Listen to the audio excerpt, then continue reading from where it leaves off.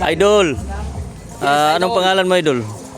Toto lang sir, idol. Toto. Oo. Dito sa Puka. Beach. So si Boss Toto is nag-ano ng mga nag-offer ng mga pwedeng Papuntang Cueva sir. papuntang kuweba. Great adventure. Magkano, Idol? Ito sir. 1 to 50 sir, sa tao sir. Papunta sa kuweba. Oo. Bakit may dala-dala kang banig? Banig. Pag gusto nyo mag-relax sa beach, meron tayong libreng banig. Okay, si Boss order lang kayo Toto. ng mga fruit shake. Alam niyo, sa lahat na nakikita ko dito, yung napapansin ko si Boss Toto, talaga alam niyo kung bakit. Kala ko namamana. Ang ganda ng ni Boss Toto. Boss, pwede bang pahawak, Boss? Huwag na sir. Grabe naman. Ano niyan? Matalas yun, sir. Ha? Hindi ba napakaganda, ano yung nilagay mo, Boss Toto? Gel na sir. Gel pala.